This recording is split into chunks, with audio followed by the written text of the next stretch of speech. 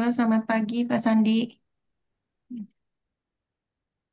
Pagi-pagi, pagi Vera. Terima kasih atas kesediaannya jadi narasumber di Prodi Kimia. Sama-sama, selalu siap. Mungkin kita buka aja kali ya.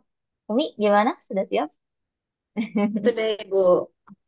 Oke, kalau begitu selamat pagi semuanya. Assalamualaikum warahmatullahi wabarakatuh. Selamat pagi dan salam sejahtera bagi kita semua.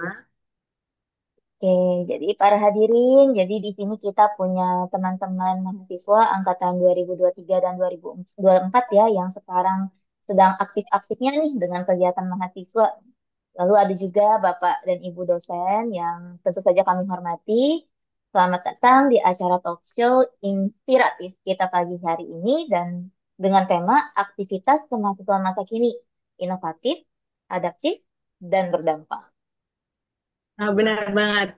Sebuah kehormatan bagi kami telah saya sendiri Umi Karima Dan saya Ika Kamal Fitri. untuk memandu jalannya acara yang insya Allah penuh wawasan ini melalui platform Zoom hari ini ya. Semoga koneksi kita nanti lancar sampai acara berakhir ya teman-teman.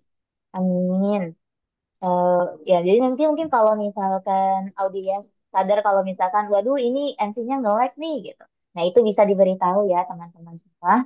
Oke, nah jadi mungkin sebelum kita mulai rangkaian acara talk show pada pagi hari ini, jadi agar lebih bermanfaat lagi nih acara kita, marilah kita sejenak itu memohon ridho ya kepada Tuhan Yang Maha Esa agar acara hari ini berjalan lancar. Dan semoga kita bisa menerima manfaat yang sebesar-besarnya. Berdoa menurut agama dan kepercayaan masing-masing, berdoa dimulai.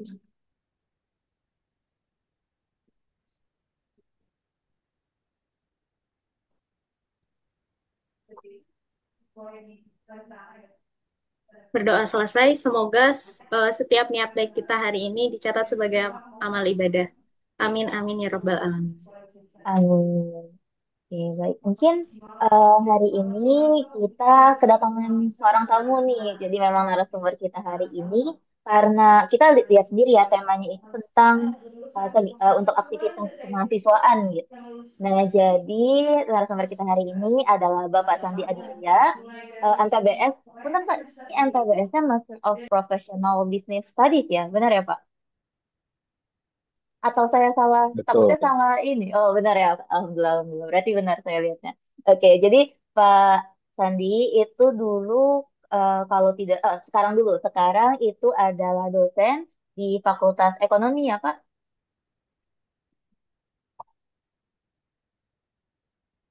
Halo, apakah suara saya Ya, betul, terdengar? betul. Oh, iya. Ya, Takutnya betul. saya yang Terdengar. salah. Saya belum Ya, unmute. siapa?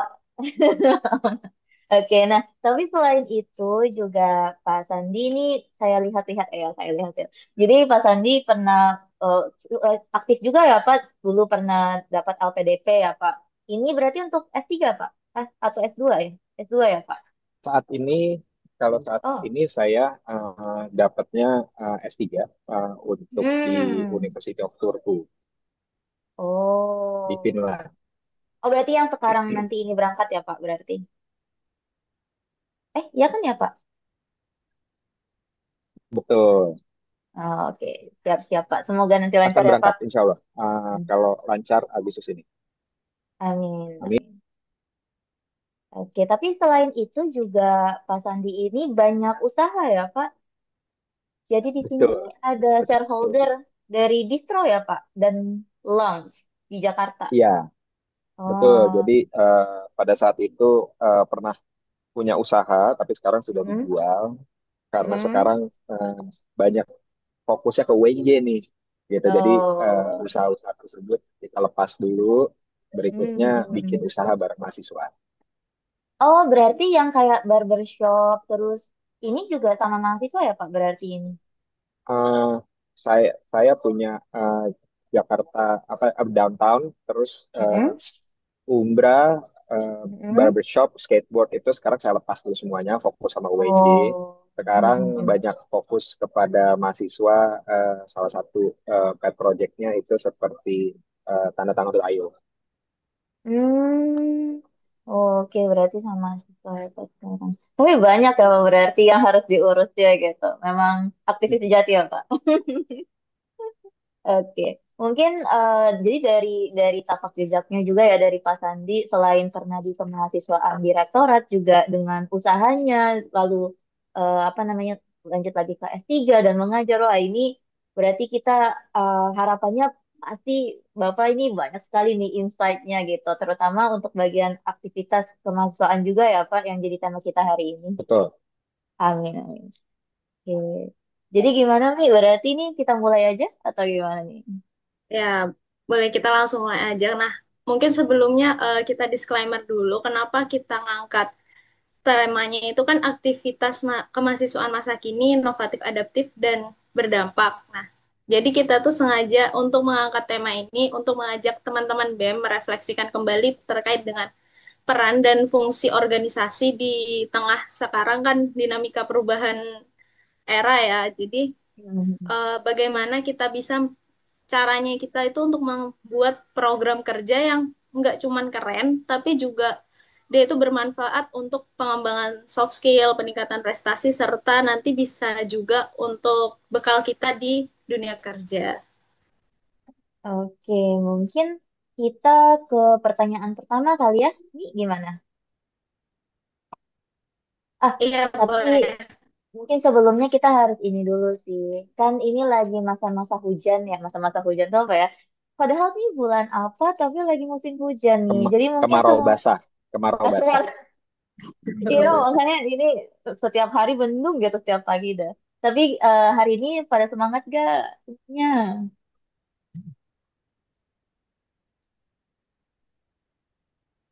Gak harus marah, aduh gimana dong? Ayo dong kalau misalkan di chat mungkin bisa reaction atau apa semuanya.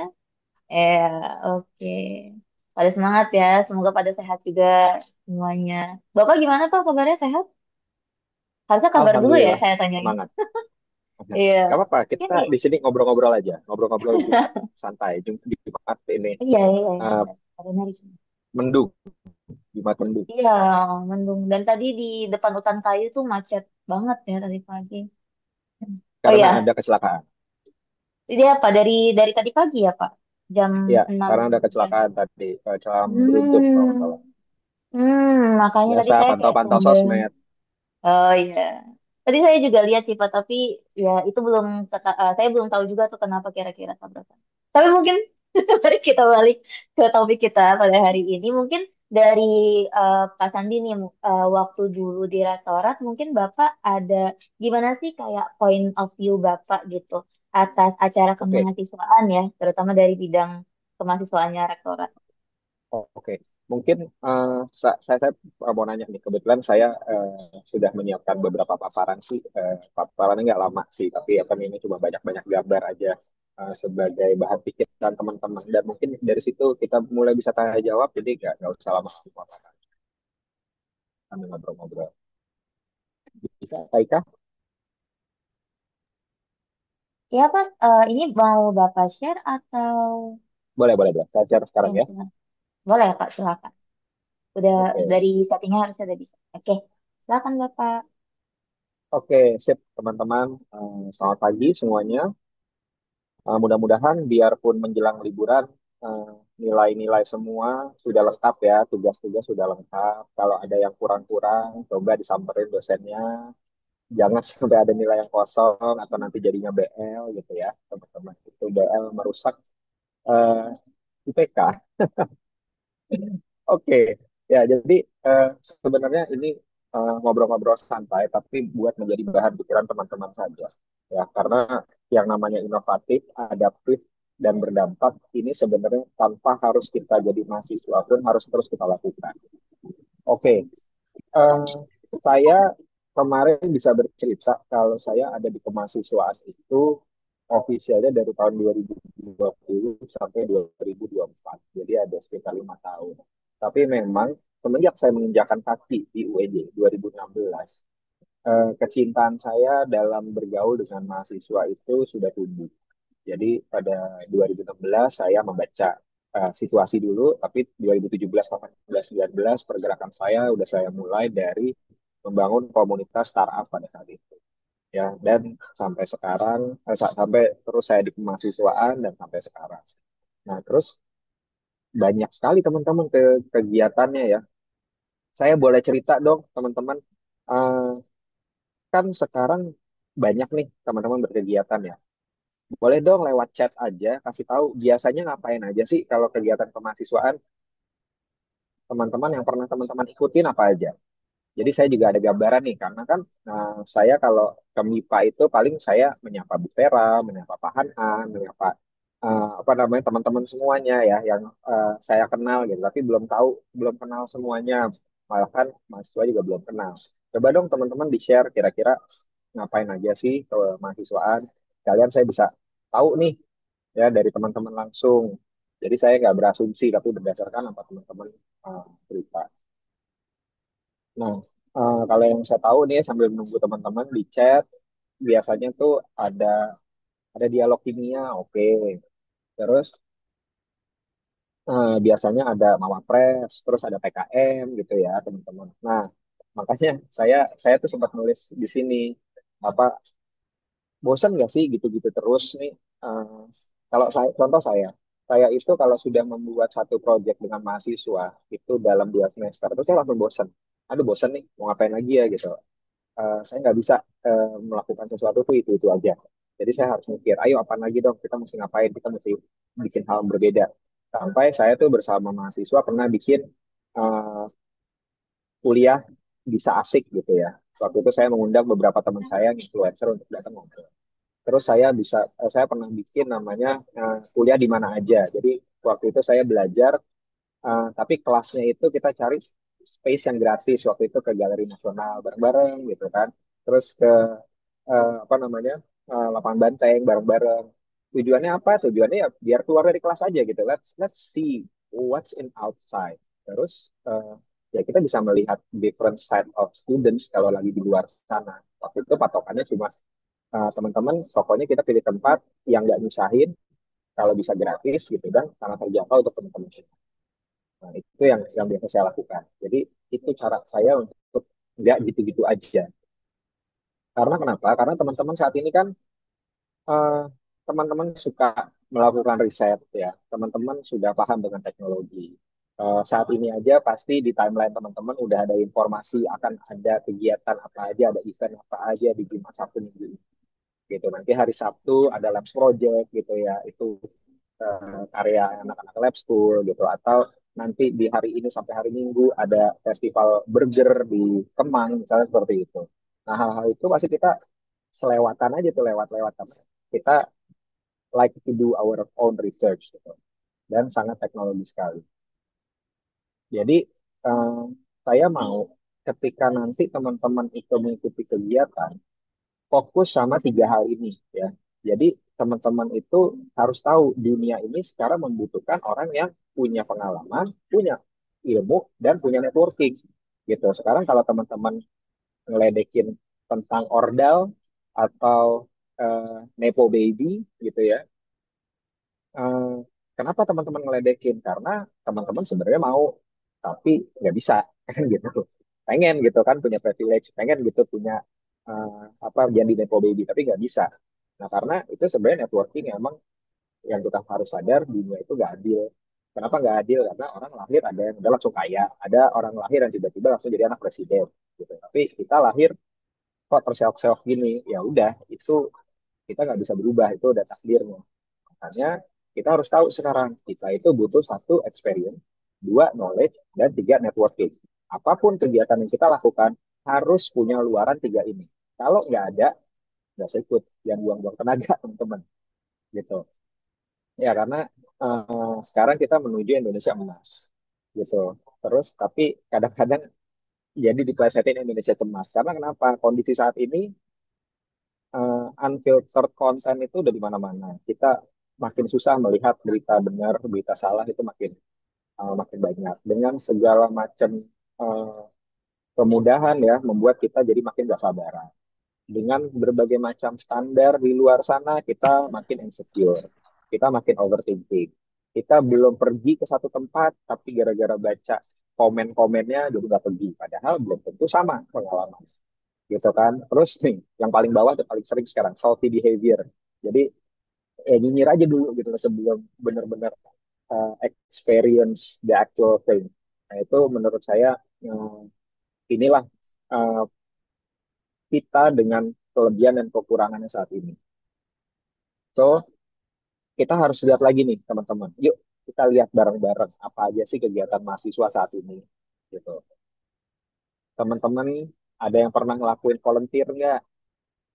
Kalau kemarin saya datang ke acara kick-off Pertamuda, itu para speaker, salah satunya ada Dr. Tirta, terus ada beberapa orang yang bekerja di Pertamina dan di luar negeri ya. Yang mereka lihat kalau mereka itu ngeliat CV, yang utama itu dari mereka ya, point of view mereka itu volunteer.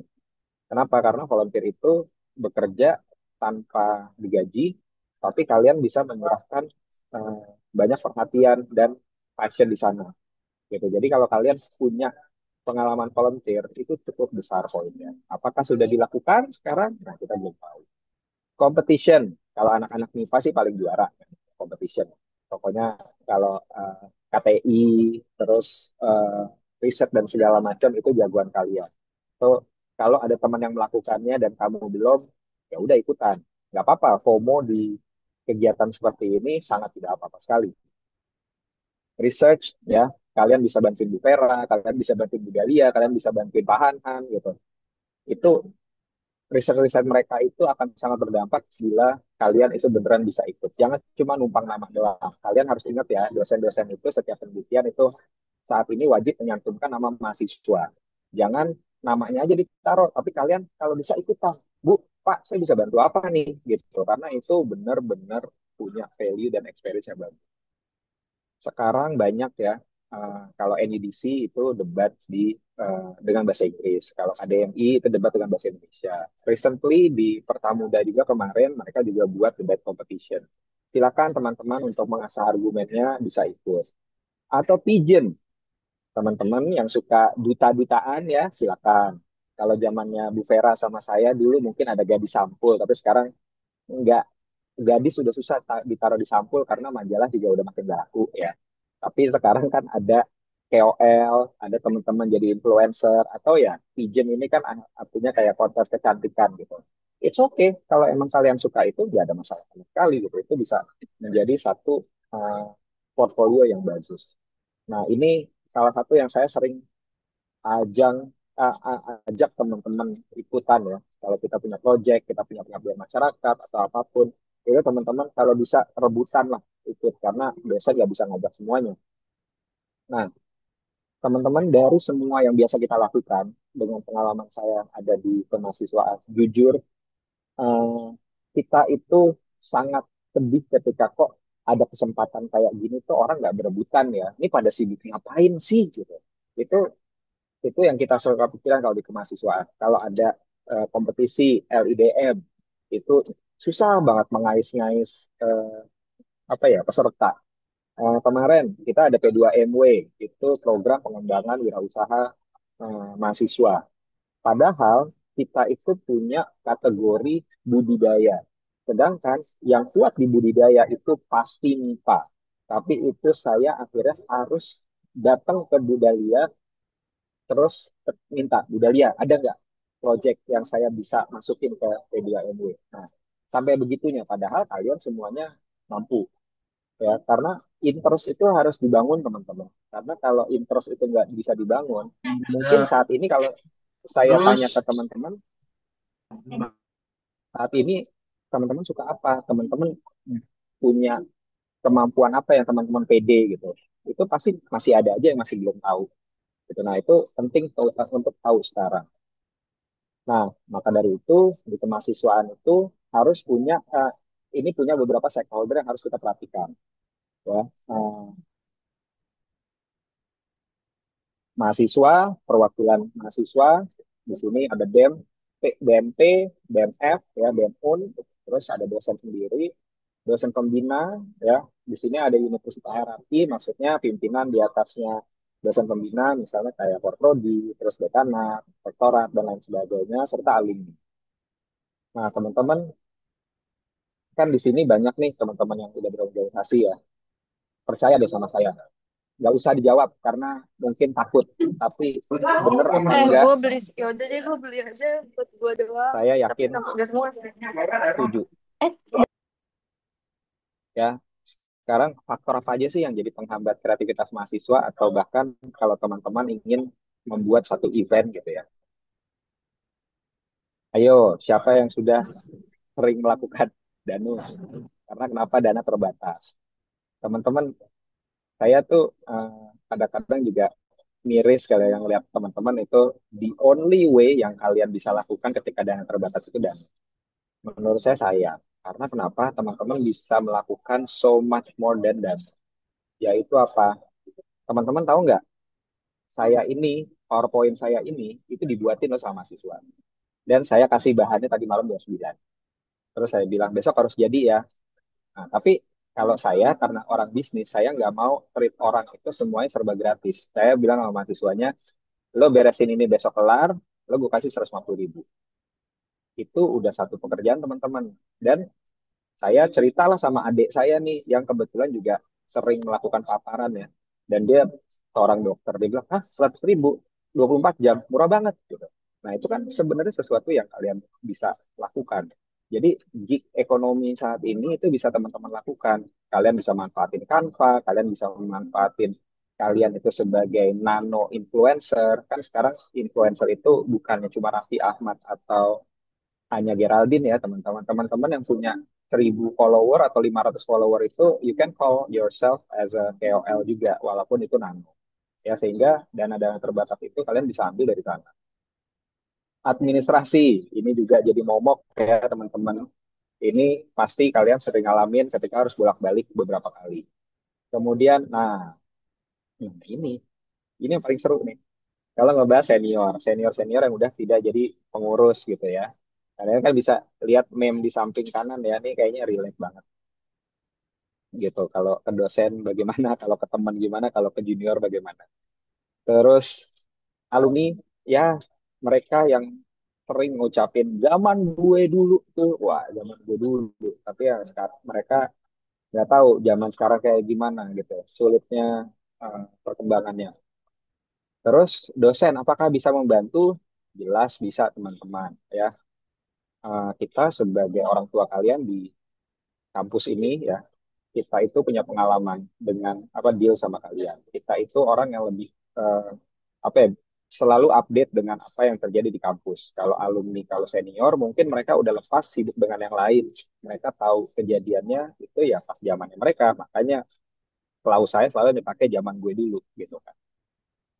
Terus kita punya banyak project, kita punya banyak kegiatan yang nggak cuma 2M, makasih Mas, makasih Mbak, tapi juga ada yang berbayar. Jadi kalian juga bisa melakukan hal tersebut. Oke, lagi-lagi kita punya pengalaman.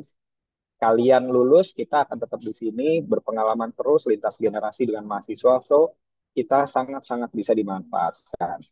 Jadi saat ini kita coba nih cari solusinya untuk teman-teman yang eh, apa ya punya eh, komunitas atau ada di dalam organisasi seperti apa.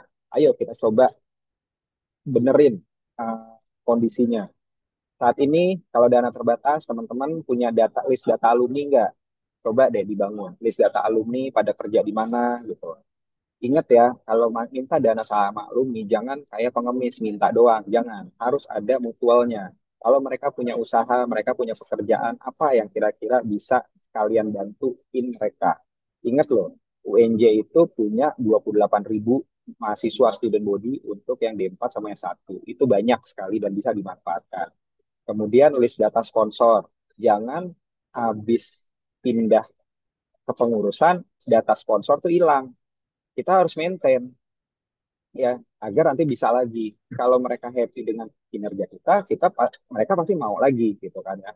Terus proposal ready a year before. Ingat teman-teman, kalau satu perusahaan itu ingin melakukan marketing expense atau CSR, misalnya kita ngomong tahun 2025 ya, itu pasti sudah dianggarkan di 2024. Kalau teman-teman datang di 3 bulan, 2 bulan, atau bahkan sebulan sebelum acara, itu mereka fix akan bilang nggak ada dana. Kenapa? Bukan nggak ada duit ya, tapi dana itu sudah dialokasikan ke tempat lain. So, what if kita menginformasikan mereka a year before, paling tidak di Q3 atau Q4 tahun tersebut ya untuk event selanjutnya. Pasti akan lebih dikonsider ya untuk ide-ide kalian. Yang penting teman-teman tuh biasakan kalau sharing ke mereka mau minta dana ya kasih lihat KPI kita apa, Key Performance Index, apa yang kita bisa bantu mereka. Jangan cuma minta duitnya aja ya. Kalian harus bisa bermanfaat buat mereka juga sehingga mereka akan lebih bisa bantu. Administrasi teman-teman ya, kalau administrasi ini harus dilakukan karena ini administrasi itu yang bikin UNJ makin bagus. Kalau semuanya terdata, terdokumentasi, setiap kita mau melakukan akreditasi atau pelaporan apapun atau pengecekan apapun itu lancar teman-teman. Kalau teman-teman nggak pakai administrasi, cuma saya mau minta duit dong 1 juta buat event. Oke, nih dikasih sama Bu Vera. Terus habis itu ditanya, Bu Vera 1 juta kemarin gimana? Iya buat mahasiswa, terus mahasiswa acaranya gimana? Oke, bagus kok. Masa begitu doang? Nggak mungkin, nggak bisa. Kalau di BPK sama di KPK, laporan kayak gini nggak diterima, teman-teman. Oke, jadi you have to familiar with the templates. Itu pasti, harus. Teman-teman, ingat, senior itu sudah bukan pengurus. Bukan pengambil keputusan tertinggi. Ya, saat ini pengambil keputusan tertinggi adalah pengurus bersama dengan dosen. Jadi, informasi dari mereka boleh didengerin. Kalau mereka yapping, boleh didengerin. Tapi bukan untuk menghabiskan waktu dan malahan mereka yang memutuskan. Bukan, kalian memutuskan. Oke, terus alumni kurang lebih sebenarnya sama sama senior, tapi alumni saat ini pasti sudah punya duit, ya. Balik lagi sama kayak tadi, tapi ingat, kalau acara kita itu doang, alumni simply cuma bosan, ya. Bantu kalian karena kasihan. Tapi kalau acara kalian bagus dan kira-kira bisa membantu dari sisi mereka, mereka pasti bangga dan mereka pasti siap bantu. Itu yang harus bareng-bareng diingat. Teman-teman, ya, dosen fokusnya adalah gini. Kita kan kalau dosen tuh ya harus melaporkan mahasiswa kegiatannya apa aja.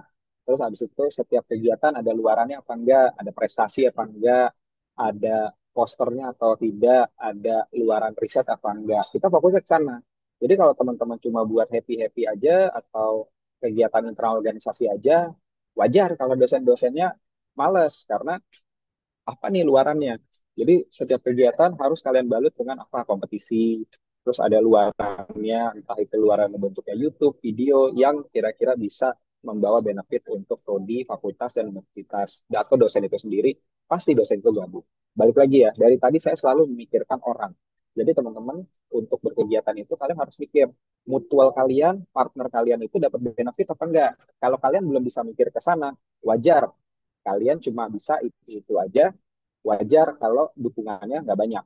Oke, ingat loh, kita itu punya privilege teman-teman. UNJ ada di Jakarta. Jakarta itu walaupun katanya bukan ibu kota lagi, tapi kita masih jadi barometer di Indonesia. So, everything yang ada di sini itu udah top tier semua. Oke, uh, kita bisa melawan lah kalau cuma sama daerah-daerah ya. Nah, terus UNJ itu ya udah salah satu top public university di Jakarta. Itu sudah valid, sudah secara data. Kemudian, sorry tadi nih saya pakai apa namanya eh, pakai PPT sebelum acara sebelumnya, tapi prodi-prodi kita ini pasti ya punya relation kemanapun yang kita bisa manfaatkan. Kemudian networking di UNJ itu bisa dimanfaatkan. Kalian punya student body, kita punya student body 28.000. Kita punya dosen-dosen canggih, manfaatkan itu teman-teman. Manfaatkan, jangan sampai enggak. So, kalau kita mau balik lagi ke general ya, ketika kampus butuhnya apa, pasti butuh luaran. Oke, kemudian dosen pembina minta agar mereka selalu update tentang aturan ya dan apa yang kita bisa lakukan. Ya, nggak cuma asal punya jabatan aja karena saya ingat banget ketika saya di kemahasiswaan itu banyak dosen-dosen pembina yang cuma modal tanda tangan aja. Sayang, mereka mestinya bisa bantu lebih banyak dari itu. Oke, dosen juga mau ikut terjun bersama mahasiswa, mau belajar, mau mendengar. Oke, terus bisa menyumbangkan eh, paling enggak ide dan pikiran mereka, ya, diskusi sama dosen itu jauh lebih penting karena mereka adalah lebih ke decision maker-nya karena ada tanda tangan di sana teman-teman. Kalau dosen sama alumni enggak. Kemudian perwakilan mahasiswa ya silakan akomodir semua request atau inspirasi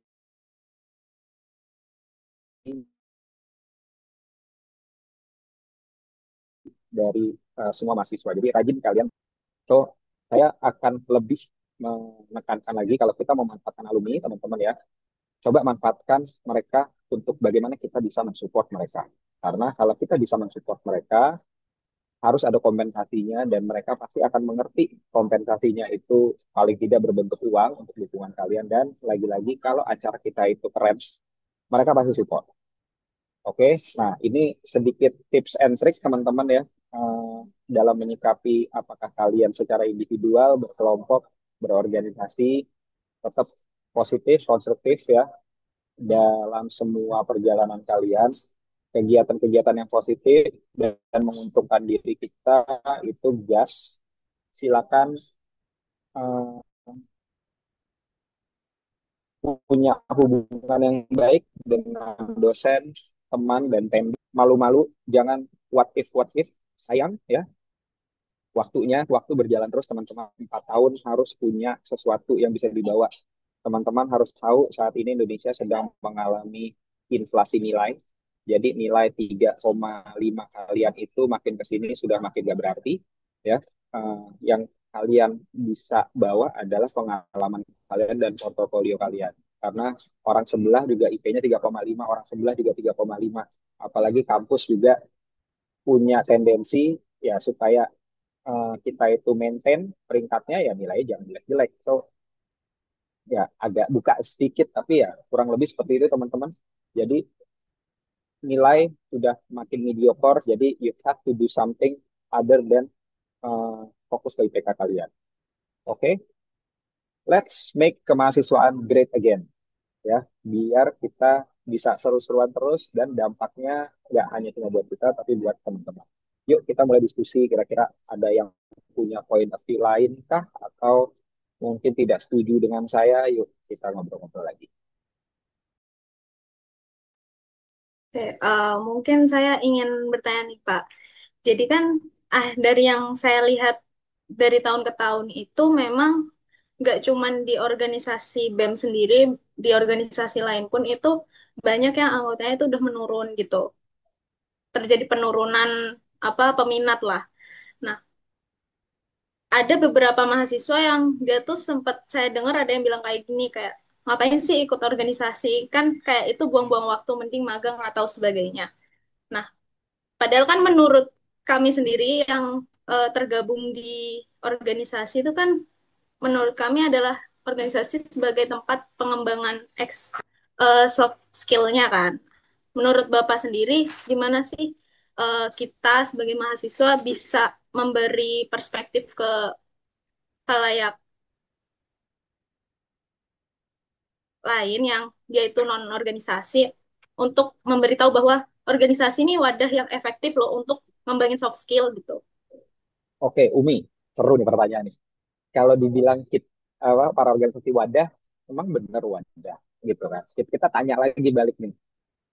Saat ini yang saya dengar sama yang Umi dengar itu mirip dan uh, mereka akan membandingkan gini. Oke, saya nggak ikut organisasi, tapi saya ikut komunitas lain sama kok gitu. Atau oke, saya nggak ikut organisasi, tapi saya melakukan self learning dari apa yang saya lihat di YouTube. Itu sama. Dan akhirnya akan kembali kepada organisasi sendiri. Kita nggak bisa cuma teriak-teriak aja. Kita nggak bisa cuma bilang, kita begini, kita begini. Buktikan. Buktikan kalau kita tuh punya value yang sama, bahkan lebih tinggi. Selama bukti itu tidak terlihat, nggak akan ada yang willingly datang ke organisasi. Pilihannya sekarang orang datang ke organisasi karena mereka nggak tahu mau ngapain. Jadi organisasi sudah established, jadi mereka tinggal datang. Ya. Atau kepaksa. Pilihannya dua itu aja. Ya. Saya sampai bikin begini nih. Ini uh, PPT saya di acara maba. Saya udah bilang begini. Ini mohon maaf mungkin apa namanya nggak nggak terlalu align sama teman-teman organisasi. Saya bilang semester satu silakan perbanyak apa circle. Oke, main di organisasi nggak ada masalah. Semester 2 semester 3 silakan fokus di organisasi jika mau, atau fokus ke prestasi dan pengalaman apapun yang positif. Nah, di momen ini aja, ini udah banyak kesalahan, yaitu apa? Semester 1, 2, 3 pasti susah jadi ketua. Pasti. Gitu. Karena kenapa? Ketua itu semester 4 aja syukur, tapi normalnya semester 5 semester 6 atau bahkan semester 7. Kan itu kayak mestinya mereka fokus ke hal yang lain, malah jadi fokus ke organisasi. Saya mungkin punya cerita gini ya, teman-teman. Ini jadi semacam antitesisnya. Saya itu D3, S1, S2, alhamdulillah tidak pernah di Indonesia. So, saya nggak pernah kenal yang namanya BEM. Dan saya selalu aneh kalau ngelihat nih BEM ngapain sih begini, BEM ngapain sih begitu gitu. Yes, I have a different experience. Tapi sampai saat ini, saya masih belum melihat eh, keuntungan yang konkret join di BEM other than pengalaman untuk mencari teman dan berorganisasi. Itu aja. Yang lain nggak ada. Lihat. Jadi kalau bisa dilihat dari sini, semester 4 fokus lagi prestasi dan pengalaman. Kalau zaman dulu itu ada apa namanya? Ada MBKM, silakan ikut semester 5 juga. Kemudian semester 6, semester 7, semester 8 ini yang saya siapkan.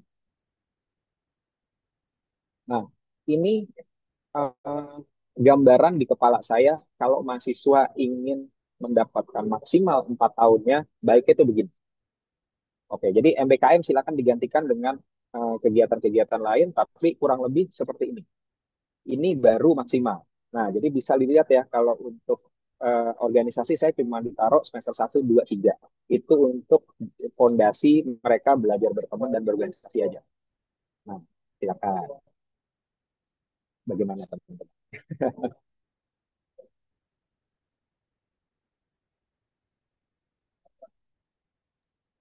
Gimana Umi?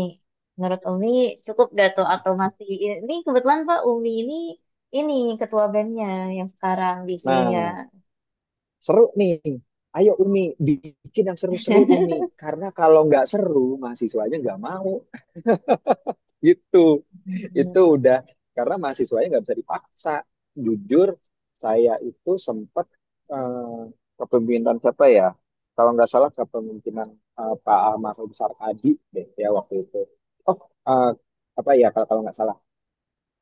Itu kita sempat dapat eh, apa namanya aspirasi dari teman-teman di gedung G.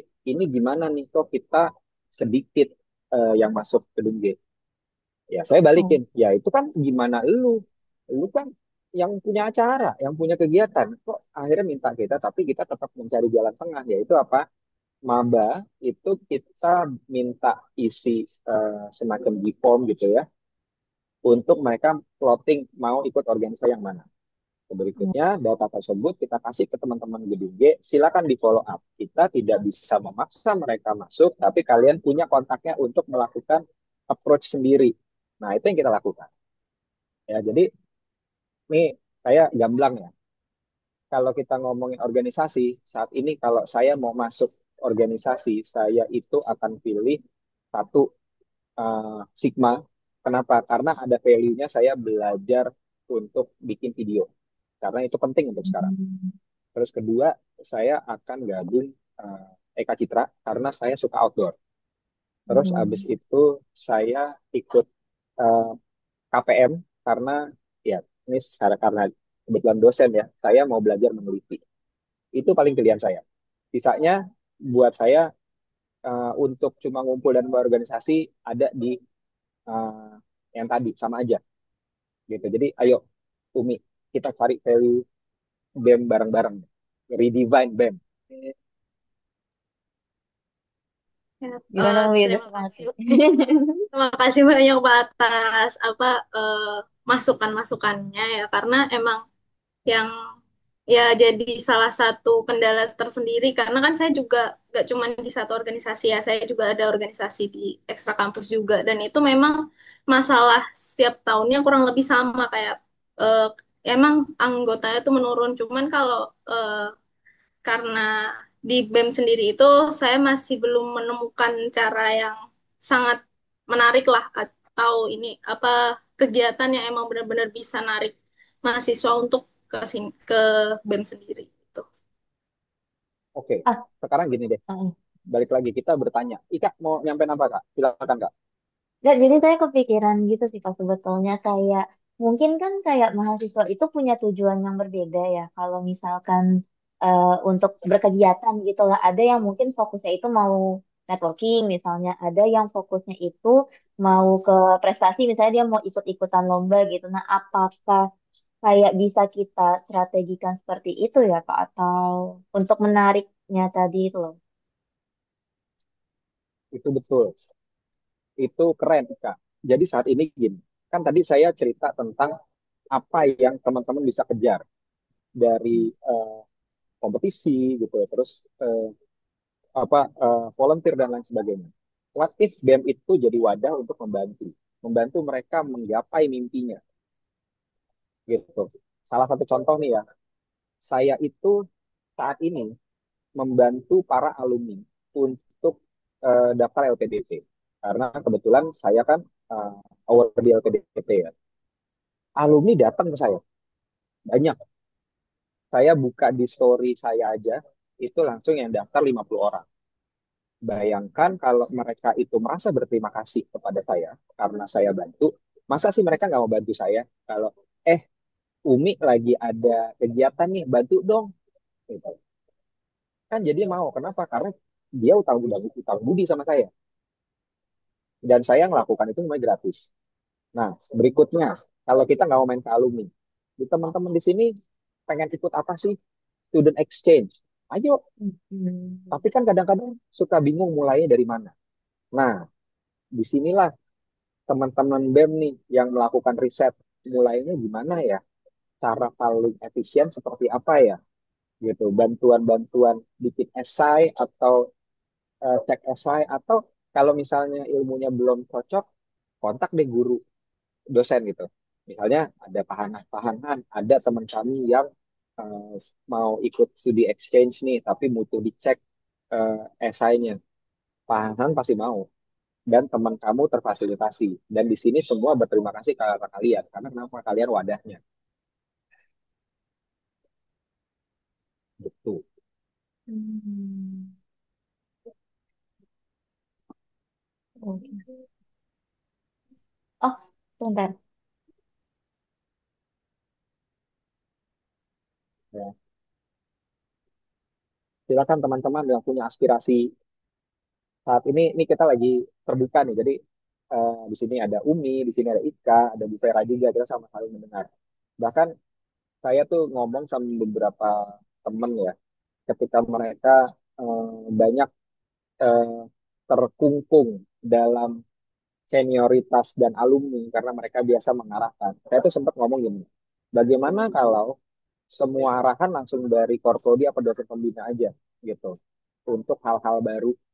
Jadi kita nggak bertanya ke alumni, nggak bertanya senior, tapi ya tinggal melaksanakan dari dosen pembina aja karena dosen pembina pasti melihat KPI, pasti melihat luaran. Bahkan saya bilang kalau ada kegiatan sebegitu banyak ya tapi dampaknya dikit, bagaimana kalau hanya mempunyai satu dan dua kegiatan saja tapi dampaknya lebih besar? Itu akan lebih apa ya? Lebih diingat, lebih nyangkut. Jangan sampai kita ikut band, ingatan kita cuma capek proker, capek LPG gitu. Karena ya saya udah bertanya sama teman-teman 24 kok. Teman-teman 24 kemarin saya nemenin dari prodi saya tiba-tiba baru tidur jam 4 gitu kan. Kenapa? Gue kira lo abis sholat subuh, ternyata belum tidur. Ya Pak, nih lagi ngerjain apa laporan PJ. Nggak ada yang bantuin. Nggak ada Pak, saya doang yang ngerjain. Kayaknya cerita kayak gitu gak cuma satu orang deh. Pasti banyak mungkin Ika sama Umi pernah mengalami juga. Dulu pernah kan ada yang hilang gitu kan ya, Wi. Gak apa-apa lah ya gitu. Tapi kadang-kadang mungkin Iya, ini sih Pak, saya karena kadang-kadang kalau misalkan di BEM atau di aktivitas kemahasiswaan itu kan memang kita tidak dibayar ya. Jadi memang untuk maksudnya gimana ya? Kalau bandinginnya sama kerja kan, kalau kerja itu kita ngerjain apa gitu digaji gitu kan. Sedangkan kalau kita masuk ke dalam organisasi kemahasiswaan itu kan tidak ada gitu kan, Mbak. Jadi kalau misalkan saya tuh kadang-kadang mikir kayak, oh mungkin wajar kali ya kalau misalkan ada yang tidak memprioritaskan ini karena ya memang apa gitu imbalannya nggak ada nggak ada secara finansial juga gitu. Mungkin itu juga jadi kendala yang sering terjadi ya mungkin di organisasi mahasiswa. Sebenarnya kita pun sudah ngomong tadi, kenapa nggak ada yang datang? Karena lebih milih yang ada duitnya. Mhm. Itu sudah tidak terbantahkan ya. Hmm. Orang sekarang lebih suka duit. Kita semua suka Gak salah duit. sih Pak. Kesel tuh.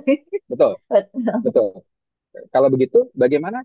Kan sekarang kita jadi PTNBH ya. Kita berarti bisa mengelola apa yang ada di dalam itu uh, lebih independen. Ya bagaimana kalau BEM Mhm. itu juga jadi sarana untuk mencari uang? Seperti yang Oh. tadi saya bilang. Ya kenapa enggak? Hmm. Ayo dong, maksudnya ini kan ada kotak yang sudah lama ya. Apakah kotak tersebut itu masih relate? Kalau nggak relate, ya kita harus buat sesuatu yang baru gitu. Misalnya kita tadi ngomongin proofread ya, proofread untuk beasiswa. Pertama boleh gratis. Kalau proofread pertama gratis. Kalau proofread kedua bayar 20.000 gitu aja. Tapi kan itu jadi duit. Dan itu jatuhnya lebih keren daripada danus gitu. Hmm. Terusnya apalagi bantuan-bantuan. Saat ini mungkin sedikit melenceng, tapi saya yakin kalian bisa tetap melakukan. Saat ini gig ekonomi yang paling kuat itu adalah desain grafis. Jadi, tapi desain grafisnya bukan yang heboh gitu ya, kayak yang tadi saya bilang buat PPT, terus buat flyer, terus abis itu kita membantu memanage Instagram gitu, sosial media, itu ada duitnya,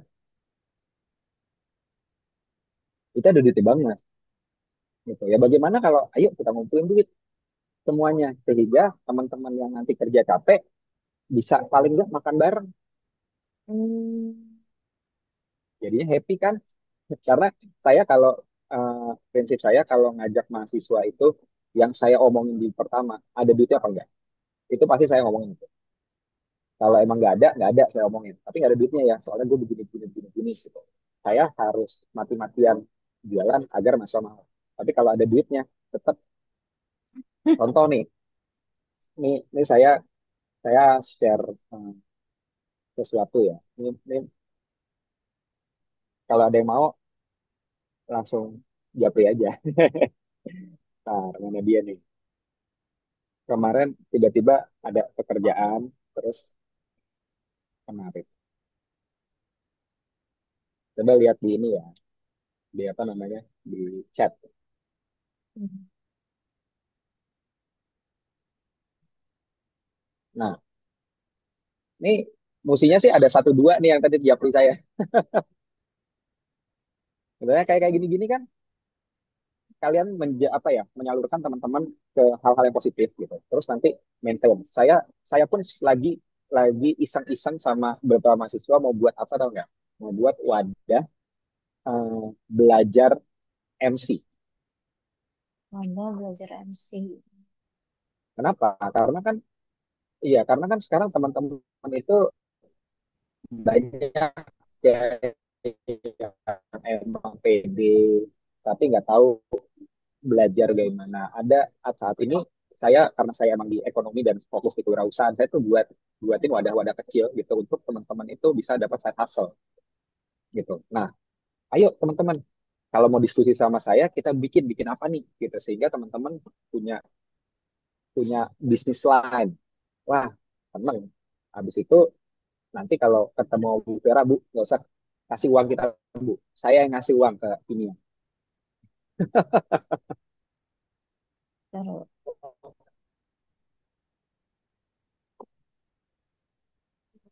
Ini Pak, saya tadi tuh saya mau nyinggung yang Bapak bilang soal coba bikin untuk kegiatan-kegiatan yang dia tuh lebih seru gitu kan. Nah, dari Bapak sendiri ada nggak sih kayak eh, cara gitu atau apa namanya saran gitu gimana caranya kita bisa bikin kegiatan yang dia itu eh, ada dampak nyata untuk lingkungan kampus dan masyarakat gitu. Nah, terus ada tipsnya nggak untuk proker itu biar dia lebih sustainable dan inovatif gitu untuk menuhin kebutuhan-kebutuhan dari mahasiswa sendiri. Oke, Umi, thank you buat pertanyaannya. Pertama, ya, saya kita tahu kuping itu dibuat dua, mulut itu dibuat satu. Berarti analogi saya adalah kita harus lebih banyak mendengar daripada kita ngomong. Kita coba sering ngobrol. Ngobrolnya ini dengan berbagai macam layer. Kita tanya sama dosen, Pak, Bapak, Ibu, mau mahasiswanya punya kegiatan kayak gimana sih? Tanya aja. Catat aja terus, catat. Terus tanya mahasiswa-mahasiswa. Mahasiswa-mahasiswanya macam-macam nih ya. Saya nggak bakal mau nanyain ke anak semester 8, semester 7 ya, karena mereka udah pasti sibuk gitu dengan tugas akhirnya. Tapi paling maksimal semester 6 dan sampai semester 1. Kalian tuh mau punya kegiatan apa sih? Terus apa sih yang kalian looking forward dari kegiatan tersebut? Dari pertanyaan-pertanyaan itu, kalian nggak usah bikin di form tersebar, nggak usah nanya aja sekeliling, nanya langsung. Jadi kalian bisa lihat raut mukanya ketika menjawab. Dari situ, itu kan itu riset ya, riset kecil. Pasti ada garis merah deh. Apa sih yang mereka mau gitu. Sambil ya kita omong terus apakah butuh pendampingan teman-teman saat ini tuh apa sih yang bikin gundah gulana pengen melakukan sesuatu itu ditanya. Karena dari pertanyaan itulah baru keluar. Dan pertanyaan itu memang harus kita gali teman-teman. Agar anak sekarang kan kalau ditanya lo maunya apa sih nggak tahu gitu kan kalau gitu aja gitu ayo kita temenin kita bertanya gitu. Ya contoh kayak sekarang saya mendampingi teman-teman eh, untuk lanjut S2 ternyata ketika saya tanya dan saya analisa mereka itu sebenarnya mau sekolah di sekolah mau nggak ada yang nggak mau 80% mau masalahnya satu mulai dari mana gitu jadi ngapain dulu Pak gara-gara itu udah jadinya ketutup semua perjalanan. Akhirnya kenapa? Ketutup dengan kesibukan lain, ketutup dengan deadline lain, ketutup dengan drama pacaran, drama teman. Jadi akhirnya gak dikerjain. Nah, dari situlah baru saya kasih tahu. Mulai dari mana? Mulai dari kita mengetahui timeline dulu. Kapan beasiswa buka, kapan beasiswa tutup. Itu satu. Kedua, kira-kira kita eligible nggak? Apa eligibility itu? Satu, umur. Kedua, mau dalam negeri atau luar negeri. Kalau luar negeri harus punya IELTS atau TOEFL. Siap nggak? Gitu. Kalau siap, oke. Berarti kita daftar beasiswanya. Apa nanti selanjutnya? Ada esai. Bagaimana cara memulai esai? Gampang. Bikin poin aja dulu. Capaian-capaian yang pernah lo dapet.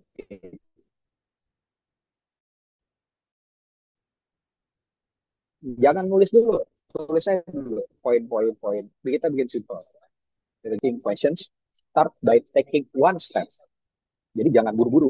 Tapi niat kita adalah bagaimana caranya supaya organisasi kita ini bisa lebih berdampak. Saya mau bertanya kepada semua orang, kalian butuh apa sih? Kami ini organisasi yang siap bergerak bantu kalian. Kalian butuh apa? You can start from there. Umi. Nah, Umi bersin. Nah, oh jadi memang iya sih Pak, kayak kita harus nyari tahu dulu kayak mereka maunya gimana terus. Mungkin nanti kita bisa ini ya Mi, lagi lebih explore lagi ya yang bagian itunya juga gitu. Jadi Ya. yang tahun depan sih bisa lebih baik lagi. Oke, mungkin jangan kita berdua terus nih yang nanya kayaknya nih. Kayaknya kita undang aja kali ya siapa nih mungkin anak-anak BEM yang lain pada mau nanya juga gitu. Atau yang mungkin nggak BEM sih, tapi di organisasi luar juga mungkin boleh. Gitu. Kalau ada pertanyaan juga nih, jangan monopoli ya kita. Gimana? Ada yang mau bertanya nggak teman-teman? Oh ada, oke. Oke, mungkin boleh juga yang mau bertanya, raise hand dulu aja. Jadi nanti kita bisa kayak one by one gitu.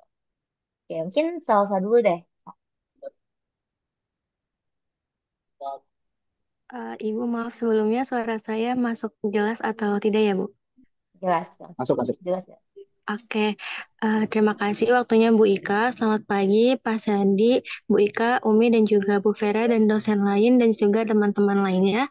Saya Salsabila dari BMP Kimia UNJ, izin bertanya kepada Pak Sandi. Tadi Pak Sandy sempat menyebutkan tentang sponsorship itu. Kalau dari kami sendiri itu masih mengandalkan danus atau juga dana dari panitia. Sebenarnya karena dari kita belum pernah melakukan sponsorship.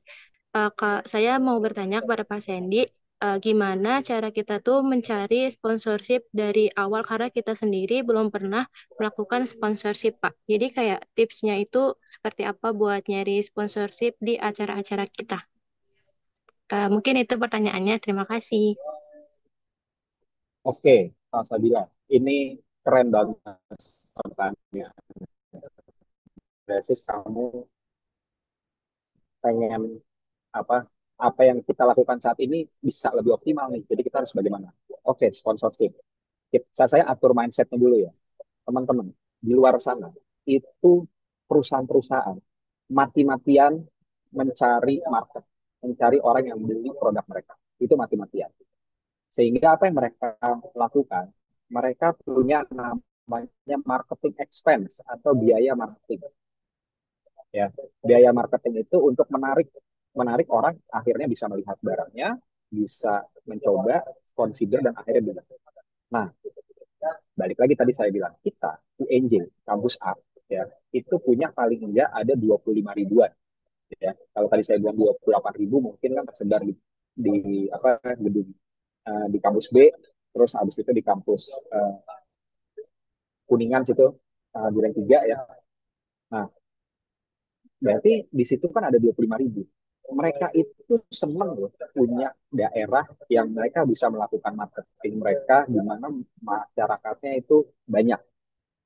Nah, kita ambil dari situ. Oke, berarti lo butuh gua ya. Itu dulu. Jadi kita tahu mereka punya duit buat dibuang, buat digunakan, dan kita punya tempat, kita punya manusia. Nah, udah kalau udah dapat begitu, pikiran udah enak tuh. Berarti kita sama saling butuh nih. Tinggal mencari lo butuhnya apa, gue butuhnya apa. Bagaimana itu bisa terjadi? Biasanya kita buat proposal. Ya, kita kasih tahu proposal. Di proposal itu, kita kasih tahu kelebihan kita. Kita kampus UNJ, terkenal. Ya, terus di sini semua anak-anaknya pakai sosial media dan mereka rata-rata followernya 500 sampai 5 ribuan. Berarti apa yang bisa diambil dari perusahaan? Kalau ada sesuatu yang mereka ambil di story, ya itu pasti disebar ke banyak orang. Oke, terus habis itu di kampus kita daya belinya itu sekitar 5.000 sampai 30.000. Berarti itu kalau orang yang jual makanan sekitar 5.000 sampai 30.000 pasti mau karena di situ mereka punya chance paling tidak 20.000 orang yang akan beli. Kan gitu. Jadi kita kasih gambarannya kira-kira yang mereka bisa ambil. Taruh dulu tuh itu semuanya. Jadi berikutnya kalau lu mau ini semuanya, gue punya barteran. Gue butuh duit segini banyak. Kalau lo ngasih gue duit segini banyak, berarti lo akan mendapatkan exposure dari kita. Kita akan bantu lo untuk jualan di kampus. Gitu ya teman-teman ya. Ada bahkan namanya uh, customer acquisition cost. Apa itu customer acquisition cost? Dana yang dibutuhkan untuk bisa menjadikan orang yang netral jadi customer kita. Itu biasanya yang menggunakan customer acquisition cost itu company-company yang teknologi kayak Bayu, terus Telkomsel atau banking gitu. Itu customer acquisition cost mereka itu bisa di angka 30.000 sampai bahkan 100.000 per orang. Contoh nih ya, misalnya kalian ini hanya contoh jadi nggak apa namanya nggak valid. Misalnya Mandiri, Mandiri mau ada 1.000 orang menginstal Livin. Itu kan customer acquisition cost. Kalau 1.000 orang, terus dia punya CAC-nya 50.000. Coba teman kaliin. 50.000 kali 1.000. Berarti kan 50 juta. Kalau kalian bisa apa, menjadikan itu, berarti teman-teman bisa dapat 50 juta. Kebayang nggak saya? Nah, itu ya, itu mindset yang saya harus tanamkan dulu sehingga kalian tahu kalau orang apa UNJ itu punya sesuatu yang orang-orang mau. Berarti kita tinggal kemas sebagaimana rupa sehingga kita tawarkan ke mereka apa yang kita punya, mereka suka, mereka punya timbal balik dari kita. Semuanya itu harus disiapkan ya. Ini paling tidak ya, paling tidak 3 sampai 6 bulan sebelum agar mereka punya waktu untuk berpikir. Idealnya kalian itu menyerahkan proposal seperti ini dan diskusi ini di Q3 atau Q4 tahun sebelum acara. Karena mereka akan bisa masukin ke budget mereka untuk tahun depan. Gitu, Salsa. Kira-kira dapat dimengerti nggak? Iya Pak, dapat dimengerti. Berarti tetap pertama kali yang dilakuin itu riset dulu ya Pak? Riset simple. Kalian bisa kok, di sini kan selain teman-teman BEM, ada juga teman-teman gedung G. Itu pasti punya banyak apa namanya contoh proposal karena mereka uh, sudah pernah melakukannya. Saya akan bisa ngasih benchmark ya, jadi silakan teman-teman anjang sana ke mana Era FM. Era FM saat ini paling jago cari sponsor. Terakhir dia dapat sekitar 50 juta dari Flip. Gitu. Silakan belajar. Kemudian Eka Citra. Kenapa? Karena Eka Citra alumninya kuat banget. Jadi alumni dimanapun yang lagi bekerja, mereka siap bantu. Terus kalau teman-teman kenal sama panitia PKKMB, PKKMB itu juga cukup canggih ya. Mereka bisa datengin Lala Huta 2 tahun lalu, tahun lalu bisa datengin Tio Koplo, itu pure karena sponsor.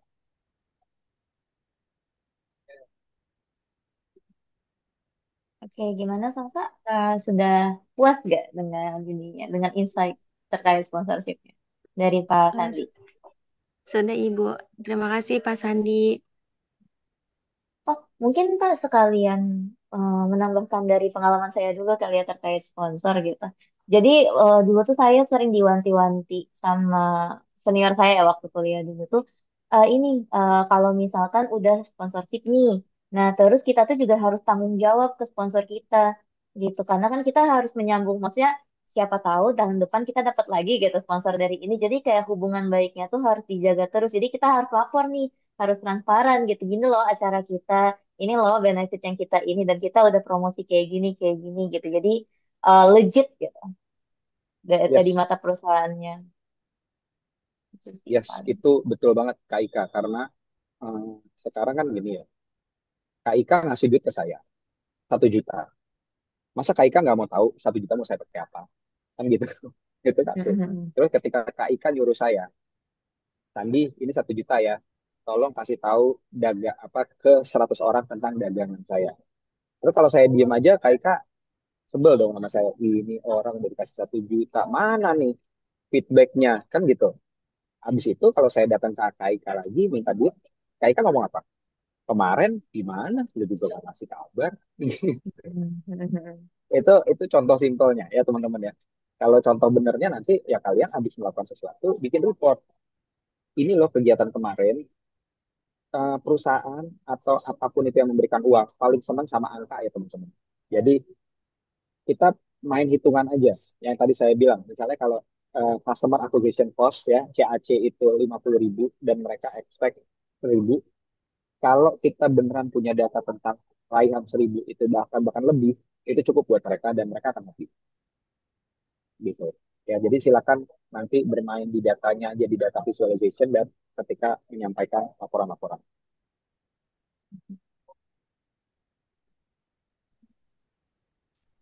Oke, terima kasih Pak atas jawaban-jawabannya tadi. Mungkin kita lanjut ke penanya selanjutnya ya Pak.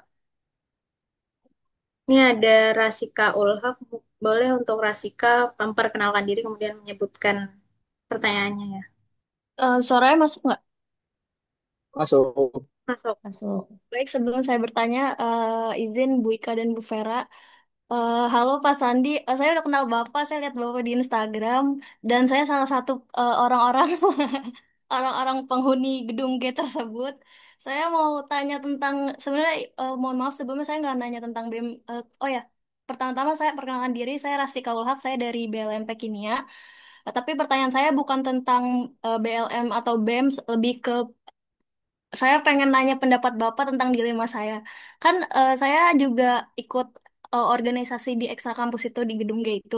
Salah satu dari semua organisasi yang ada di situ. Nah, eh seperti yang nggak tahu mungkin Bapak nggak tahu, saya nggak tahu Bapak tahu atau enggak, tapi di situ tuh senioritasnya tinggi banget, luar biasa. Alumninya luar biasa senioritas, bener-bener se ikut campur itulah kasarnya gitu. Nah, terus kalau misalkan orang denger itu tuh kadang menilai itu kan sebagai sesuatu yang negatif, kayak ngapain sih lama-lama di situ gitu dengan kondisi alumninya seperti ini, seperti ini, seperti ini. Tapi di sisi lain juga saya merasa saya setiap kali menjalankan program kerja yang ada di organisasi tersebut, saya tuh maksimal banget gitu, Pak. Saya nggak pernah kayak merasa dipaksa gitu, karena saya benar-benar menjalankannya setulus hati saya gitu kalau ngejalanin organisasi yang ada di situ. Tapi di sisi lain ya kayak yang karena organisasinya ini terlalu agak ikut campur istilah kasarnya, kayak rapat tuh kan suka sampai malam gitu. Jadi saya suka dilema gitu loh, kayak sebenarnya saya nih salah atau enggak sih di organisasi ini gitu. Dengan sebenarnya impactnya banyak tapi buruknya juga banyak gitu. Jadi kayak sebenarnya indikator apa yang buktiin buat ngejelasin ke saya kalau organisasi ini bagus atau organisasi ini jelek, kayak mendingan keluar aja gitu. Itu sih Pak pertanyaan saya. Terima kasih. Baru habis pertanyaannya dari hati sekali nih. Saya gampang nanyanya. eh, Rasika ya. Rasika selama sudah mencurahkan sebegitu banyak hal, eh, Rasika sudah dapat apa? Itu aja. Apa yang coba dipaksa cari? Saya dapat apa ya? Oh ya, saya dapat fame, saya dapat pengakuan dari senior apa segala macam. Misalnya itu contoh ya. Terus apa yang sudah didapat itu bisa dipakai nggak untuk eh, project atau di masa depan nanti? Nah, Kalau itu kan, maaf, izinin terus sih. ya Kalau yang boleh. saya dapetin kan mungkin karena saya di kimia ya, saya dapat banyak hal yang kayak berhubungan dengan prodi lain, kayak misalkan khususnya di ilmu komunikasi gitu. Jadi kayak sebenarnya banyak juga benefit yang saya dapetin karena ilmu-ilmu itu kan maksudnya kayak, soalnya teman-teman saya yang dari prodi ilmu komunikasi ngomong kayak tiap kali kita lagi pelatihan itu mah materi kuliah saya gitu, itu mah materi kuliah gue gitu, kayak kayak jadi istilahnya kayak saya ini nggak perlu kuliah ilmu komunikasi tapi saya udah dapet benefitnya gitu karena materi yang diajarkan sama. Tapi ya itu lebih ke alumni-alumni senioritas ini sih Pak yang bikin saya dilema. Ya, kemarin sih saya ngomong sama Bu Vera. Saat ini kita nih harus mencoba memutus rantai senioritas ya dari para senior atau dari bahkan alumni. Kalau mungkin teman-teman di sini ada yang belum pernah berkunjung ke gedung G. Jadi gedung G itu teman-teman ada istilahnya namanya neraka, terus bumi dan surga. Itu apa itu ceritanya? Kalian tinggal lihat lantainya aja. Kalau tadi saya bilang ada 3 tahapan, di situ di lantai 3 ada tahapan apa aja, yang di neraka ada siapa saja, yang di bumi ada siapa saja, dan di surga ada siapa saja. Silakan lihat sendiri. Ini jadi rame nih kayaknya hari ini sama anak kimia nanti di gedung G. Oh ini toh, gitu ya baru kelihatan. Nah itu banyak terjadi. Terus habis itu eh, di gedung G juga ini jadi satu momok buat kami pada saat itu di kemahasiswaan. Banyak alumni-alumni yang masih menginap di sana, gitu kan. Lama alumni entah beberapa tahun yang di atas, gitu. Nah itu kita juga sebel. Tapi eh, karena kita itu sifatnya kekeluargaan ya, jadi tidak ada reinforcement yang cukup kuat gitu untuk ke sana. Nah, balik lagi, silakan teman-teman timbang ya untuk Rasika berikutnya adalah ketika Rasika sudah paling tidak sudah bisa melihat apa yang saya kerjakan, dapatnya banyak. Oke, selama Rasika happy, saya sudah cukup karena yang bisa mengukur diri sendiri. Ya, entah ternyata duit nggak dapat tapi ilmu dapat sudah cukup, nggak apa-apa. Ya, tapi kalau apa namanya, kalau ternyata ada saat butuh duit tapi ternyata nggak bisa dapat duit, nah itu bisa jadi catatan. Gitu ya. Nah, berikutnya adalah bagaimana Rasika menjalankan setiap harinya dalam bekerja di sana nyaman apa tidak? Kan kayak anak Gen Z sekarang dong, kalau nggak nyaman resign, kalau nggak nyaman resign kan begitu. It's not actually a bad thing. Tapi Gen Z itu sebenarnya mereka itu problem solver. Apa problem solver ya? Mereka itu sangat memikirkan eh, kesehatan diri sendiri. Kalau memang nggak nyaman, ya mereka nggak bisa perform. Jadi mereka lebih mending pilih tempat lain. Nah, silakan kalau mau begitu. Tapi kalau kira-kira Rasika punya endurance yang cukup kuat, itu silakan lanjutkan lagi. Pokoknya setiap hari lakukan evaluasi ya Sarika. Hari ini saya sudah kerja apa, saya dapat apa, worth it nggak? Dah, pertanyaan gitu aja. Saya kerja apa, saya dapat apa, worth it nggak? Kalau dalam 1-2 bulan kebanyakan nggak worth it-nya, Sarika pasti tahu mesti ngapain selanjutnya.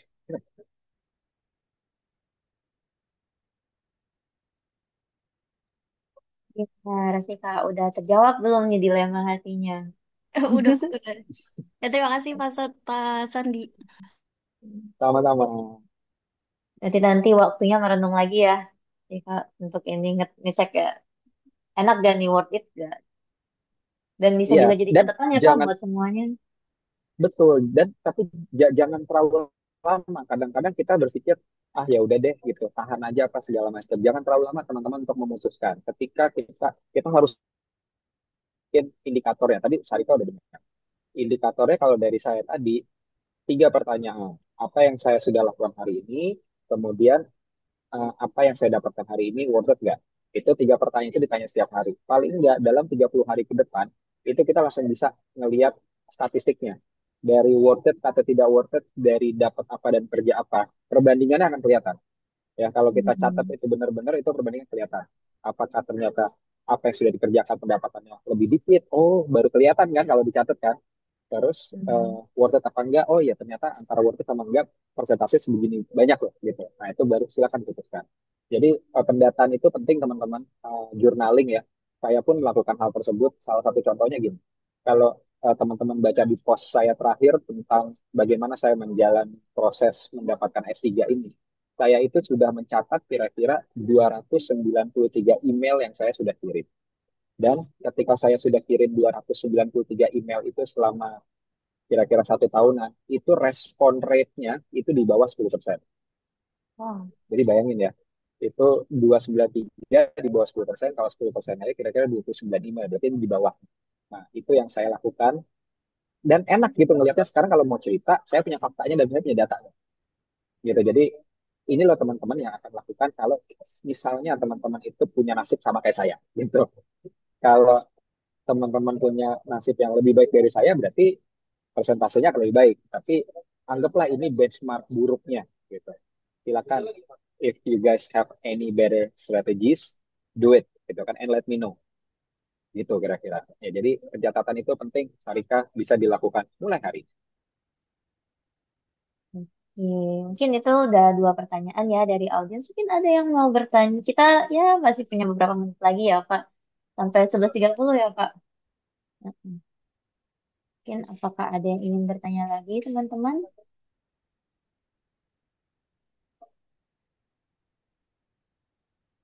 Oh, ini ada yang di chat, Pak. Sebentar. Oh, boleh boleh.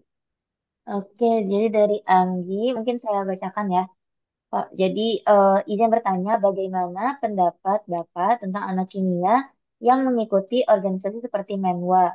Oke, apakah itu bagus untuk mental dan fisik mahasiswanya dengan tugas-tugas di kimia yang cukup banyak ya? Mungkin untuk cerah nanti anak kimia ini ya Pak lab, terus belum lagi laporan, Ya, terus ya, ya, ya, tugas kelas ya. Banyak ya. Karena ya. saya pun lagi bingung Pak, katanya gitu. Oke. Saya nggak pernah bisa mengukur apa yang saya rasakan dengan teman-teman rasakan. Jadi saya ngomong di sini banyak lebih point of view saya, tapi coba dilakukan prosedur yang sama dan di-apply ke teman-teman. Rasanya sama apa enggak? Contoh nih ya, saya akan balik lagi ke Sarika tadi. Setiap hari bertanya, ya, saya sudah melakukan apa, saya dapat apa, dan worth it apa enggak. Gitu. Nah, urusan menua itu kan kesukaan masing-masing ya teman-teman. Ada orang yang suka riset, ada orang yang suka kegiatan outdoor, misalnya kayak gitu. Itu nggak bakal bisa disamain. Contoh, Saya itu suka lari. Saya itu bisa lari 60 sampai 80 kilo per minggu. Nah, kalau saya kasih ke Kak Ika bisa nggak melakukan itu? Belum tahu, belum pernah dicoba, misalnya kayak gitu kan. Nah, jadi saya nggak bakal bisa bilang kalau apa yang saya lakukan ini menurut saya worth it, pasti menurut Kak Ika nggak worth it gitu kan, karena belum pernah. Jadi kalau kita ngomong menwa, kita tahu menwa itu sangat fisik, apalagi nanti ada yang napak tilas dan segala macam yang berjalan-jalan itu kan. Kita sudah tahu segala macam historinya apa segala macam gitu. Tinggal dilihat apa yang bisa kita gunakan setelah kita mendapat ini di masa depan. Apakah kita mau jadi nanti setelah lulus S1 mau melamar TNI misalnya kayak gitu. Boleh. Gitu kan. Apakah saya habis beres S1 mau ngelamar Akpol itu boleh gitu. Tapi untuk apa nih gitu? Apa saya ini sangat merasa tidak disiplin dalam hidup saya jadi saya harus ikut mewah biar belajar disiplin. Silakan gitu. Itu tinggal dicari aja ya kalian dapat apa yang kalian cari ketika kalian tahu mau nyari apa balikin lagi ketiga tadi hari ini udah ngapain apa yang kalian bisa dapat worth it apa enggak gitu silakan eh, Kak Anggi ya itu dicatat dan nggak apa-apa kalau zaman sekarang ya it's okay to say no ya zaman sekarang banget kan tuh ya.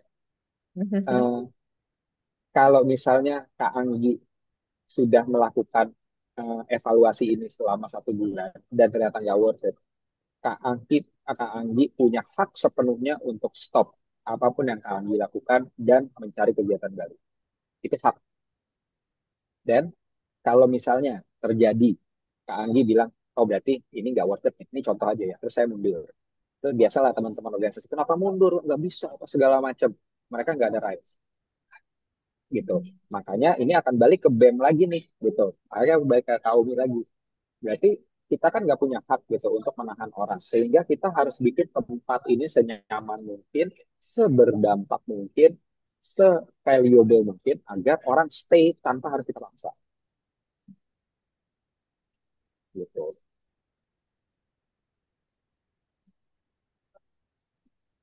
Oke, mungkin Seru ya. untuk Anggi Seru sih kalau gimana ngebahas nih? kayak begini. Iya, karena banyak pandangan sih Pak kayak dan banyak aspek juga yang bisa kita lihat ya dari aktivitas kemahasiswaan ini juga. Oke, mungkin sambil menunggu apakah Anggi sudah puas ya dengan apakah atau masih ada yang keluh kesahnya lagi gitu. Mungkin saya izin sedikit Pak nanya saya tadi baru kepikiran ini sih. Kayak kan kalau di BEM Kimia ya Pak, itu tuh kita kepengurusan tuh ganti tiap tahun. Jadi kayak di awal tahun tuh udah Ya, kepengurusan baru gitu. Dan kadang-kadang prokernya itu suka be eh, nggak tahu ya beda atau enggak mungkin takutnya kayak ketua baru punya terobosan baru gitu karena jadi kayak kalau misalkan untuk sponsorship yang dari tahun sebelumnya itu kayaknya terlihat tidak mungkin ya Pak. oke. Ini pertanyaan yang keren banget karena kita harus bedah strategi. Sebenarnya semua proker kita itu nggak jauh-jauh Kak. Kak. Contoh apa? Kompetisi. Terus habis itu pemberdayaan internal. Paling kan gitu. Nah, buatlah eh, proposalnya itu general, Pak. Oh. Gitu. Jadi contoh proposal eh, apa namanya kompetisi mahasiswa BEM Prodi Kimia. Nanti judulnya mau apa kan nggak ada masalah, kan? Gitu. Tinggal nanti gayanya beda-beda gitu. Jadi dibuatlah segeneral mungkin. Nah, eh, saya nggak tahu teman-teman di sini ada yang pernah ada di kemahasiswaan pusat apa enggak. Itu yang kita lakukan di pusat. Di pusat itu kan mereka akan dapat dana. Dan bagaimana mereka melakukan bisa mengambil dana tersebut, mereka harus punya kegiatan. Dan kegiatannya itu tidak boleh terlalu spesifik. Karena yang dikhawatirkan persis sama kayak kata Saika akan berubah. Karena nama kegiatan itu sebenarnya fokusnya cuma satu. Untuk luaran apa. Gitu aja. Jadi saya kita tinggal lihat kampus mau luarannya apa kompetisi pengabdian masyarakat gitu udah jadi kita judulnya general aja dulu gitu pengabdian masyarakat dan prodi kimia kompetisi BEM Prodi Kimia gitu. Sehingga proposal itu akan sustain dengan apapun namanya nanti dan gayanya nanti. Betul. Kan Saya nggak kalau pernah kita kepikiran. ngomongin karena Kak Ika ke ini aja jadi tim pengembang di kemahasiswaan nanti pasti kepikiran Kalau rezekinya, karena Pak. kalau kalau nggak dibuat kayak begitu setiap tahun ribet Pak. Ribet apa? Hmm. Karena kita setiap tahun harus menjelaskan kegiatan ini untuk apa, kegiatan ini untuk apa. Kan nanti dia bisa bikin kan kayak chemistry 2025 gitu. Padahal isinya kompetisi kan gitu. Kalau kita tulis chemistry 2025-nya, wah repot nanti gitu. Terus kita nulis misalnya Komdev, Komdev kimia. Nanti tahun depan namanya beda lagi. Padahal intinya pengabdian masyarakat juga kan, gitu. Mhm. Hmm. Mungkin gimana nih, Mi? Apa Umi masih ada pertanyaan sisa atau udah jam 11.21 sih? Gimana nih? Intinya gini teman-teman, Oh, siapapun di sini yang mungkin belum punya pertanyaan sekarang nggak ada masalah. Saya selalu bisa dikontak. Eh, apa? Saya senang membahas pembahasan ini karena eh, mimpi saya belum kan di luar negeri tentang bagaimana menjadi mahasiswa. Gitu. Terus banyak yang saya ambil kok mahasiswa di luar sana itu sesampai itu ya, nggak ada masalah, nggak ikut eh, apa organisasi. Tapi kalau ada yang ikut pasti mereka semangat banget gitu. Ya, jadi sesantai itu gitu. Kalau di sini kayaknya sangat mengalir.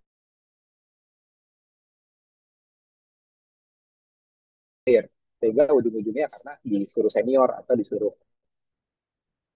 sama alumni. Nah, itu yang saya masih belum lihat. Jadi, ayo kita bareng-bareng cari solusi untuk kenyamanan teman-teman sehingga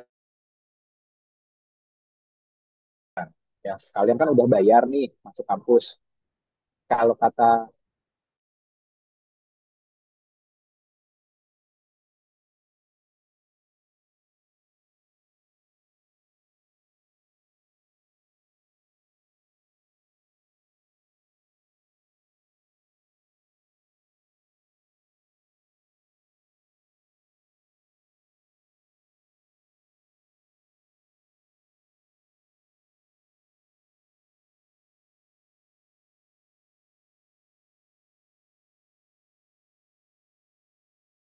ya, siap terus mensupport eh, kegiatan kampus ya, sehingga ya kalian makin di sini makin baik lah gitu. Pokoknya indikator keberhasilan kampus itu kalau nanti kalian lulus terus ngeliat kampusnya makin bagus. Jadi kalian bisa bilang, kok dulu gue enggak? Ya, berarti kalian lulus di tempat yang benar. Karena kampusnya makin bagus.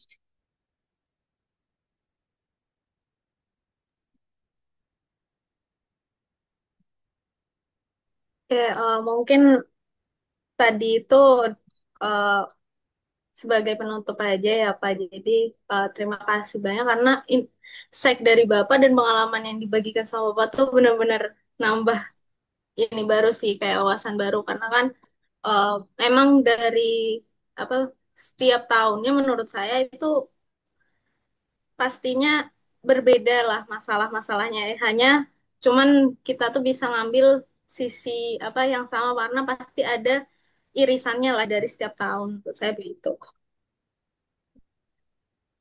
Oke. Gampangnya sekarang mungkin kalau bingung, kita coba bertanya sama dosen pembina atau korprodi gitu. Bapak Ibu mau kita bikin kegiatan apa? Gitu ya. Atau Bapak Ibu mau luarannya seperti apa? Kita ikutin itu aja dulu. Karena apa kata dosen pembina dan korprodi saat ini itulah yang keluaran sebenar-benarnya karena mereka diberikan amanah sama dekan atau rektorat gitu untuk mencapai itu di akhir tahun gitu. Itu setiap tahun. Jadi langsung bertanya aja karena kalau kita ego-ego tapi ternyata luarannya nggak pas, buang-buang duit, buang-buang waktu gitu kan. Makin ada gap antara dosen portfolio dengan kalian gitu. Kan yang enak kan semua selaras. mhm. Ya mungkin bisa didengarkan ya yang tahun selanjutnya juga. Ya, mungkin terima kasih Pak atas apa namanya penyampaiannya hari ini. Ini mohon maaf ya saya koneksinya agak-agak hilang-hilangan ternyata tadi. Jadi nge-lag total. Mungkin sekarang ini Pak Aman aman. atas apa namanya atas ucapan terima kasih kami salah satunya gitu ya. Itu akan ada pemberian sertifikat terlebih dahulu gitu. Dan oleh Bu Vera juga sebagai Korprodi Kimia UNJ, mungkin saya izin share screen sebentar.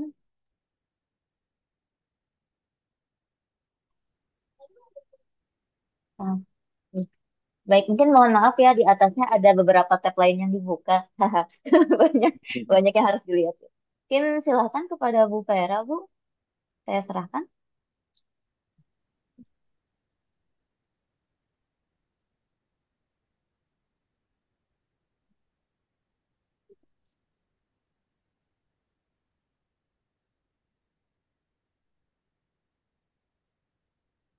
Ini saya ngelihat ada teman-teman yang udah pakai Twibbon nih. Ini maba kah atau gimana? Seru nih udah ada maba. Bukan?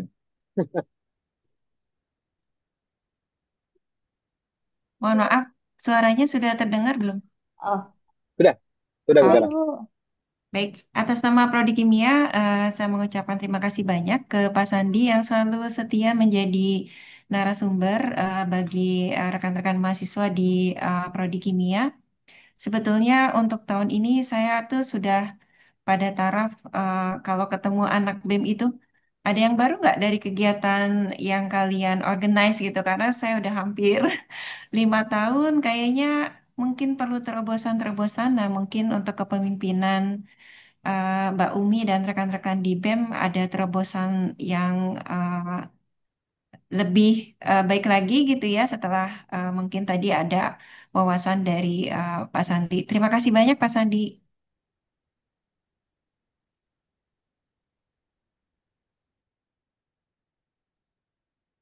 Oke, baik. Mungkin nanti untuk sertifikatnya akan dikirimkan lewat Bu Vera ya, Pak, atau mungkin nanti saya kirimkan. Mungkin saya stop share. Nah, ini kita sudah sampai di penghujung acara nih ya. Jadi, oh, sebentar. Oh ya nih ya, untuk anak-anak BEM silahkan di ini lagi gitu. Kayak poin-poin dari Pak Sandi dan juga apa yang sudah disampaikan tadi ya, insight dari Pak Sandi.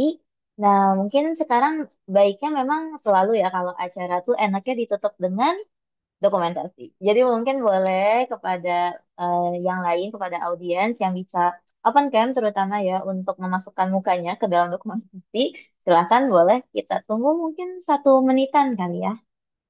Akan semuanya boleh pakai virtual background, boleh kalau susah juga ya sudah nggak apa-apa. Ya, silakan semuanya. Saya Eh, saya pakai nah. virtual background khusus ini sekalian jadi sosial project saya. Lagi persiapan Kalau promosi keberangkatan. boleh. Promosi juga Pak mungkin ada di sini yang mau nanti LPDPA gitu buat S2 atau gimana. Mungkin Kak Ika ya. Amin Pak, amin. Jadi kalau misalkan ada rezekinya kalau bisa S3. Ya, Nah, sebenarnya tinggal ditunggu aja karena ya nanti berarti kita tinggal ngomong lagi nih Kak Ika. Siap bantu intinya.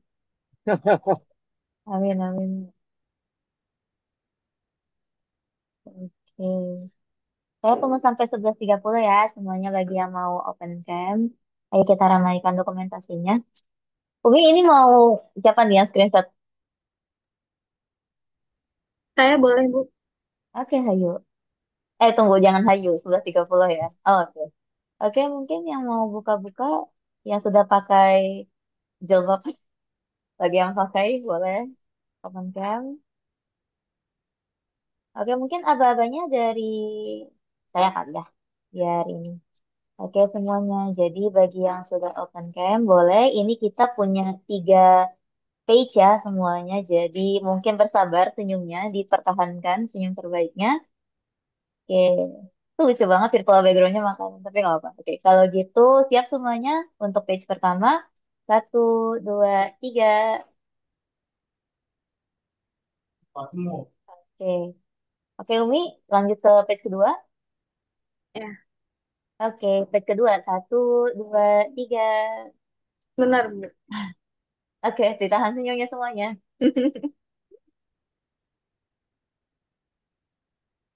Oke, Oke, udah. lanjut. Oke, batch ketiga. Satu, dua, tiga. Oke, udah aman, Umi? Nah, loh, sinyalnya hilang lagi. Dah, sukses. Oke. Oke, berarti udah semua ya untuk dokumentasinya. Jadi mungkin terima kasih pertama kepada Pak Sandi telah hadir di pagi menjelang siang ini untuk berbagi ilmu kepada kita semua dan juga kepada Bapak Ibu dosen yang ikut mendengarkan dan juga terakhir kepada mahasiswa semua. Semoga kita semua mendapatkan ilmu yang bermanfaat ya dan nanti juga bisa menjadi bibit-bibit ide dari aktivitas kita ke depannya, terutama di bidang kemahasiswaan. Oke, kalau begitu Mi, silakan. Oke, mungkin saya dan Ibu Ika mohon maaf apabila ada kesalahan dalam hal penyampaian selama berjalannya acara dari tadi si tadi pagi ya. Kurang lebihnya saya mohon maaf. Allah maaf Pak. Assalamualaikum warahmatullahi wabarakatuh. Waalaikumsalam warahmatullahi wabarakatuh. Santi, terima kasih ya. Izin. Terima kasih Iya, Bapak. Bu Vera, terima kasih. Terima kasih Bu Ika, Pak. teman-teman semuanya. Terima kasih juga teman-teman semuanya. Sama-sama.